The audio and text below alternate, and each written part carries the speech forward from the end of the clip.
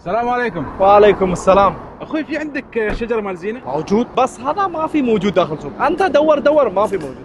انا خبي واحد. هو مشكلة هذا شجرة شوية غالية. وين هذا شجره؟ موجود، تعال شوف.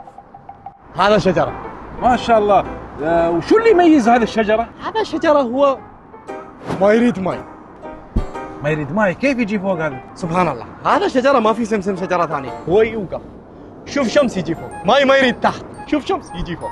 سبحان الله. وكم سعر هذا؟ هذا من شان انت نفر كويس، انا يعطي واحد شجرة 1350. 1350 غالي، لكن بس بدون ما يريد ماي. هذا شمس. هذا والله. يلا جيب ما في مشكله. ركب داخل سيارة؟ حلو، يلا. بسم الله. انت ما قلت لي الشجره هذه ما يحتاج ماي، ما يحتاج اي شيء، بس شمس تطلع على طول؟ أرباب، أنا يعطي أنت واحد سؤال.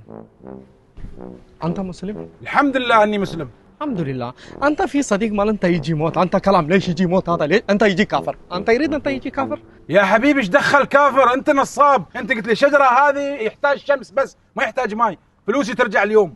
أرباب، أنا يعطي أنت واحد مثال. أنت يصير سوي زواج، بعدين أنت يجي واحد شهر حرمة موت، أنت يرجع سوا بابا مال هو كلام جيب فلوس حرمة مال أنا يجي موت.